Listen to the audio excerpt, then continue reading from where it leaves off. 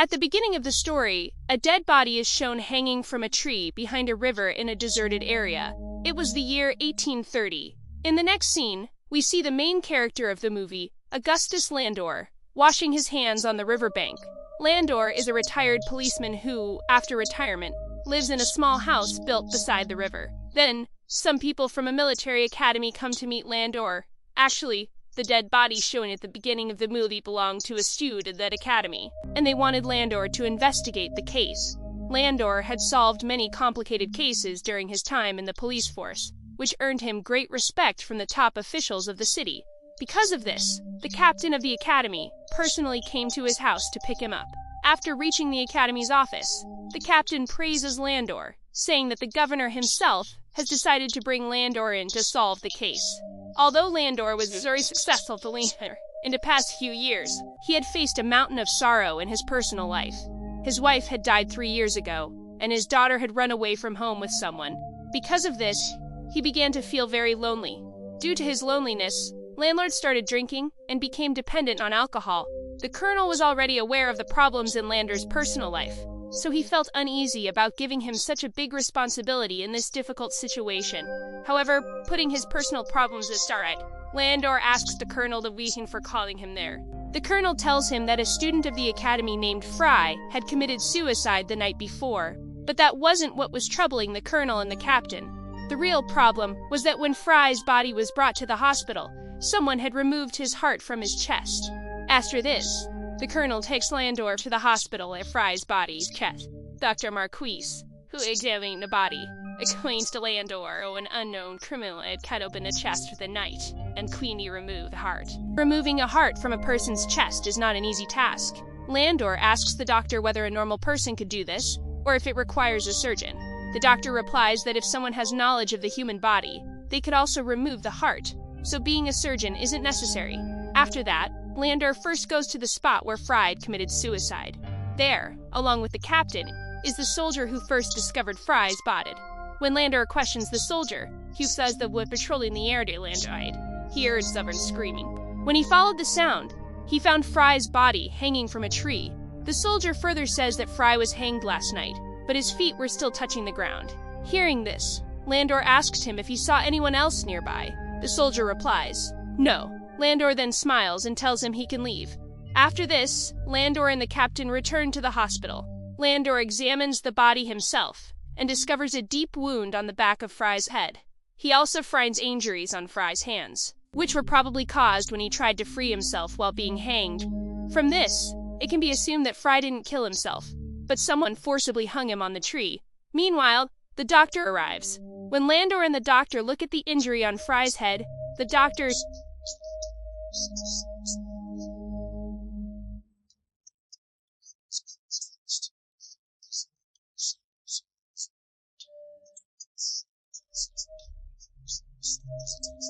The paper Landor found could be a big clue. He takes the letter and prepares to leave, but the captain stops him.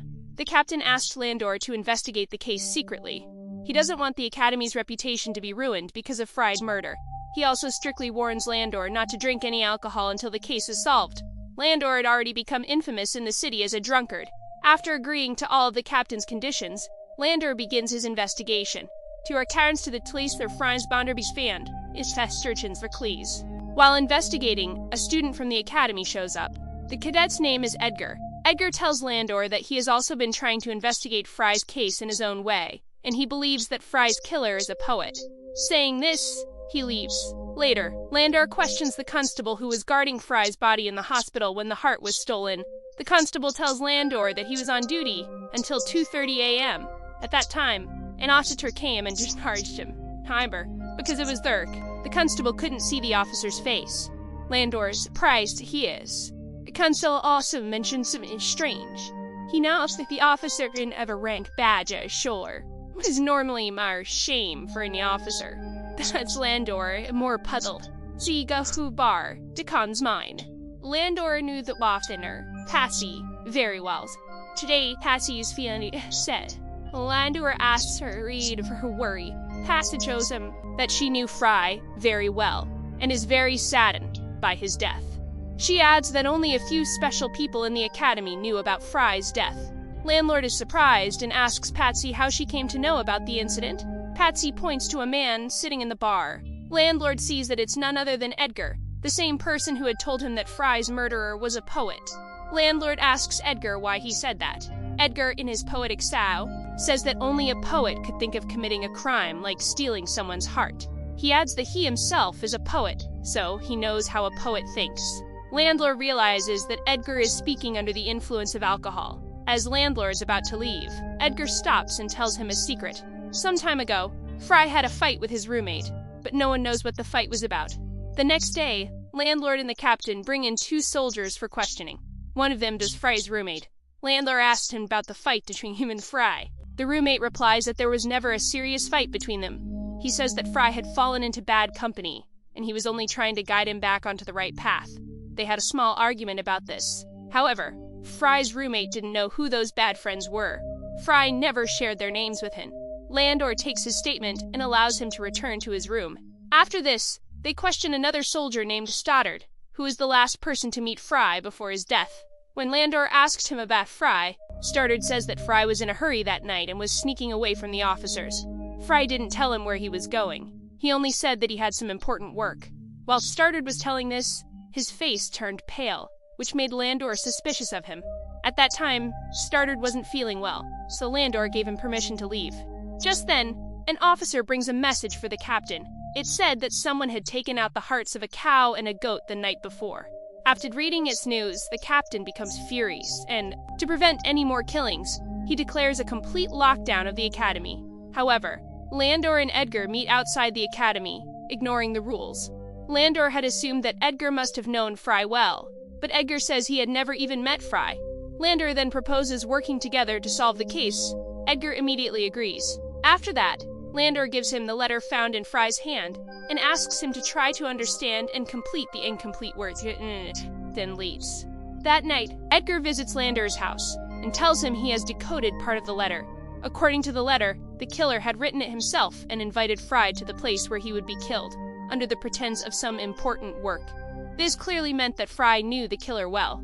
That's why he agreed to meet without hesitation. Landor is very impressed by Edgar's observation, but there were still some incomplete parts in the letter, so Landor and Edgar worked together to decode them. After trying for a long time, they conclude that the person who sent the letter was likely a one. They believe that a young boy would only leave the academy at such a late hour for a woman. Edgar tells Landor that if the killer is a woman, then he might have seen her before. Edgar then shares a secret about his life. He says that his mother died 20 years ago, but her spirit still talks to him. She recites poems to him every night, which Edgar writes in his diary. One morning he wrote a poem about a sad girl who had committed a crime. That same morning, Edgar saw a girl at his window who looked exactly like the one that described in the poem. That's why Edgar thought that the girl might be the killer. He says he only saw the girl once. However, all of this sounds unbelievable to Landlord, and he begins to think that Edgar is mad. Later that night, while Landlord is in the arms of the bartender Patsy, he asks her about Edgar. Patsy tells him that Edgar is a good boy, and he has no one in this world. That's why he feels his mother's presence in everything, just to feel like she's feeling. Hearing this, Landor feels very sorry for Edgar, because he understands what it's like to be alone in the world. The next day, while Landor is investigating something at the hospital, a thought strikes him. Why would someone want to keep another person's heart? After thinking deeply, Landor begins to believe that this murder may be connected to black magic. He writes a letter to Edgar, asking him to meet at an old, deserted house.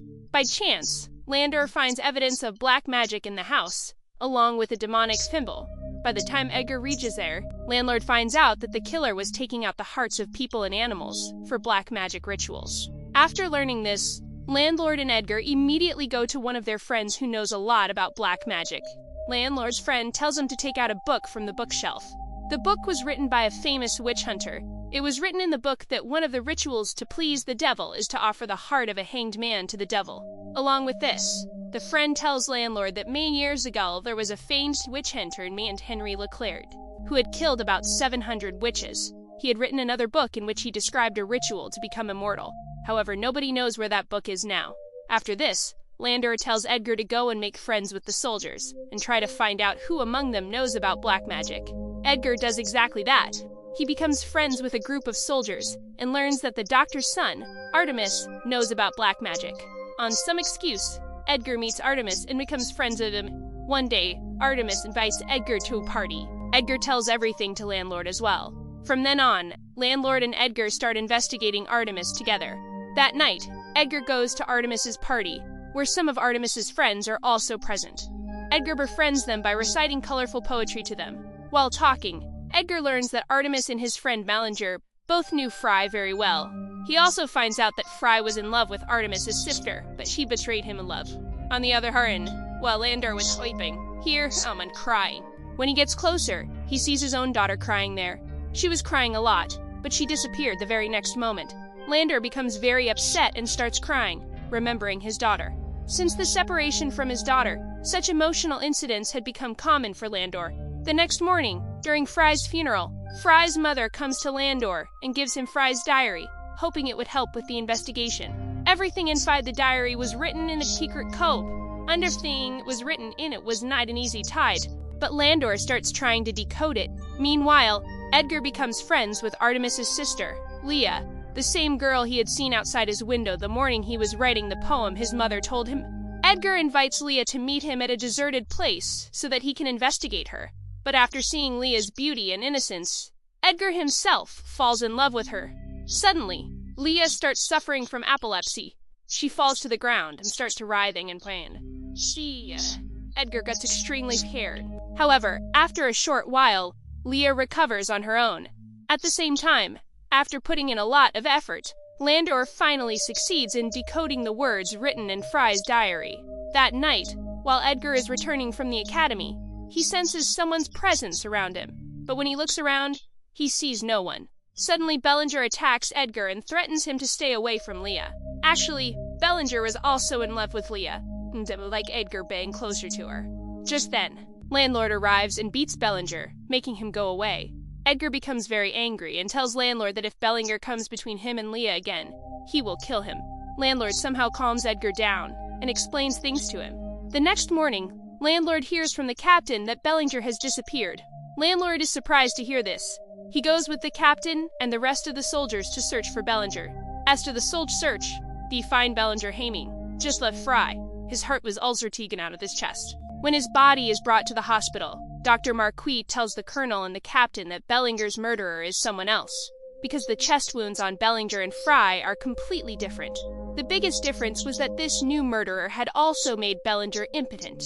After hearing this, the colonel becomes furious and starts questioning Landor's abilities. He scolds Landor, saying that even after so many efforts, Landor has not been able to find any solid evidence. Meanwhile, the captain tells Landor that he now fully respects Edgar.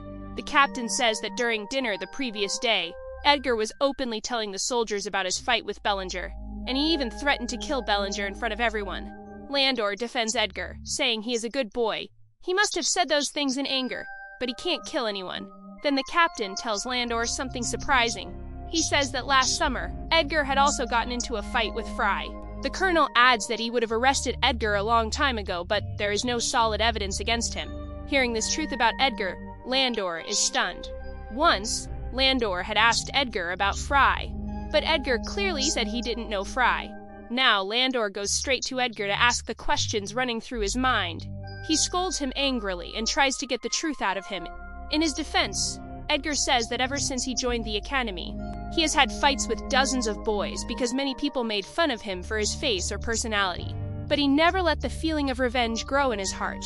Hearing Edgar's words, Landor also feels sad at heart and believes that Edgar is innocent. Later that day, Dr. Marquis organizes dinner at his house to mourn Ballinger's death. He invites both Landor and Edgar. Everyone's having dinner when suddenly Artemis forgets his manners and her speaking rudely to Landor. Actually, he suspects that Landor had secretly searched his room. That's why he keeps insulting Landor. Seeing this behavior, Artemis's mother gets angry at him and leaves the dinner table. Right after her, Leah also gets up and leaves. However, the doctor apologizes to Landor for his family's rude behavior and offers to make a drink for him to lighten the mood. While the doctor is preparing the drink, Landor notices a magic book on his shelf. Seeing, Landor begins to suspect the doctor. He decides to investigate the doctor and asks him if his daughter is sick. The doctor tells him that his daughter, Leah, has a dangerous disease that causes her to live in constant fear. Because of this illness, she hasn't married yet. While they are talking, Artemis comes to call them to listen to Leah's piano performance. But Landor says he wants to get some fresh air, and uses the moment to sneak away and search Artemis's room. Meanwhile, Edgar forgets everything else, and gets lost in Leah's piano tune. He had fallen so deeply in love with Leah that he was ready to do anything for her. On the other hand, Landor finds a coat in Artemis's room that does not have a rank on its shirt. Landlord remembers the Academy guard had mentioned that the officer who granted him leave wore a coat just like that. Then, Mrs. Marquis arrived there and is also surprised to see that coat. Landlord takes the coat downstairs. The doctor says it belongs to his dead brother, and he doesn't know how it ended up in the house. Landor housened that the coat was found in Artemis's room. Before Artemis can say anything, the captain arrives and says that another soldier named Stoddard is missing from the academy. Stoddard is the same boy who last saw Fry and nervously gave a statement to Landor. After hearing this, Landor immediately goes with them to search Stoddard's room. After searching the room, Landor tells everyone that Stoddard wasn't kidnapped. He ran away from the academy on his own. Landor says this because Stoddard's belongings were also missing from the room. Landor guesses that Stoddard, Bellinger, and Fry were good friends, and after seeing how Fry and Bellinger died, Stoddard got scared that he would be next. That's probably why he ran away in fear. Because of the coat found in Artemis's room, everyone starts suspecting him of being the killer. But Landor still doesn't have solid proof against Artemis, so he asks the colonel for some more time to gather evidence. Meanwhile, Edgar goes to Leah and recites his poem to her. Leah then takes him out for a walk. On the other side, Landor visits his friend again and learns that Henry Leclerc, the man who wrote the book on immortality, is actually a devil worshiper. Landor's friend also shows him a picture of Henry Leclerc. Landor suddenly remembers that he has seen this painting somewhere else. He immediately rushes to the doctor's house. He had seen that picture of Henry there, because he had seen the book of black magic in the doctor's house, which was probably written by Henry. Also, Henry's painting was hanging on the wall. Landor now suspects that the doctor's entire family is behind all the mysterious incidents happening in the city. His doubts turn into certainty when he holds the magic book in his hands. It was indeed written by Henry. Landor threatens the doctor and tries to force him to tell the truth. The doctor becomes frightened and begins to confess everything. The doctor tells Landor that his daughter Leah has a serious illness and only has about 3 months left to live. He tried every treatment to save her, but no medicine worked.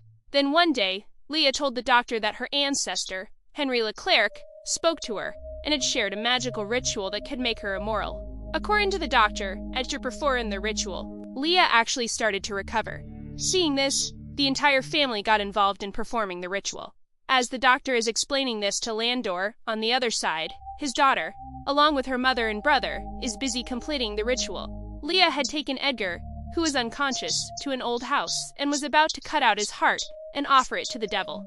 In this ritual, Leah's mother and her brother fully supported her. Leah had Fry's heart in her hand, which she offered to the devil. After that, she placed Edgar's blood on her forehead and began reciting a spell. Meanwhile, after questioning the doctor, Landor learns that Leah and Artemis are about to kill Edgar. So, he starts running toward the house. On the other hand, Edgar had opened his eyes, but he was still not fully conscious. He knew that Leah was going to kill him, but he loved her so much that he was ready to sacrifice himself to keep her alive. After this, Leah continues reciting the magic spell and moves forward to take out Edgar's heart. But before she can harm Edgar, Landor arrives. All 3 of them get scared when they see Landor and warned him to stay away by threatening him with a knife. Just then, a candle falls and sets the house on fire. A scuffle begins between Artemis and Landor. Leah keeps reciting the spell, but suddenly, a burning wooden beam falls on her and badly injures her. Keenness, Artemis runs to save Leah. Taking advantage of the moment, Landlord carries Edgar out of the burning house. Artemis and his mother were focused only on Leah when suddenly a burning part of the house collapsed on them. Landlord manages to save the doctor's wife, but Leah and Artemis are burned to ashes. Seeing Leah die, Edgar is deeply shocked. After this, Edgar is admitted to the Academy Hospital safely. It's revealed that Dr. Marquis had already resigned. The captain and the colonel thank Landlord for sawing the mercury, and the colonel dies forever downing. After completing his duty, Landor returns home. But this story does not end here. A few days later, Edgar comes to Landor's house, fully recovered. He says he has found out something about Landor's daughter's death. Saying this, he walks inside. Edgar is very angry with Landor because he has discovered a secret that Landor had hidden from the world. The handwriting on the letter Landor had once written to Edgar matches the handwriting on the letter found in Fry's hand. This means Landlord was the one who wrote the letter and lured Fry to the place of his death. To understand why Landlord did this, Edgar began investigating. He learned from Passy that one night, when Landlord's daughter was returning home from a party, 3 rogue cadets from the academy raped her. After knowing this, Edgar understood that Fry was definitely involved in that crime. But now, Edgar wanted to hear the whole truth directly from Landor, because by now, he already knew too much. So, Landor began telling him everything. Actually, Landor's daughter hadn't run away with anyone. Because of the terrible crime committed against her, she had taken her own life by jumping off a mountain. To get revenge, Landor had been secretly looking for the culprits. He had already received Fry's locket from his daughter, so Landor knew that Fry was one of the 3. To kill Fry, he wrote a letter in Passy's name and called Furry out of the academy. Then, Landor knocked him unconscious with his weapon, and later hanged him from a tree. He had also asked Fry for the names of the other 2 boys, but Fry didn't hang him. Then, Landor heard someone approaching, and he had to run away. Landor was lucky, because that same night, the doctor had taken out Fry's heart for a black magic ritual. It felt as though even God was helping Landor in punishing his daughter's rapists. Even the Colonel had chosen Landor to investigate Fry's death. Landor took advantage of that and claimed it was a case of black magic to hide his own crime. He then worked to frame the doctor's family, who were already obsessed with superstition, to make the whole case look like black magic. Landlord had removed the hearts of animals himself. While decoding Fry's diary, Landlord discovered the name of the second culprit, Bellinger. After that, he killed Bellinger and took out his heart too, so that it would seem like another black magic ritual, just like Fry's murder. Landlord had beaten Bellinger and forced him to reveal the name of the 3rd culprit, Started. But before Landor could kill him, Started ran away from the academy in fear. Edgar asks Landor why he didn't punish Stoddard. Landor replies that he no longer has the courage to commit another murder.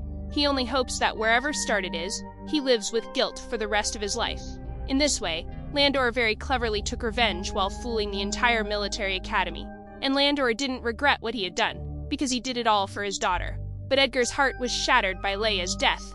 That's why he takes Landor's letters to the Colonel as evidence. But then he realizes that this punishment wasn't enough for the monsters who had done such a horrible thing to Landor's daughter.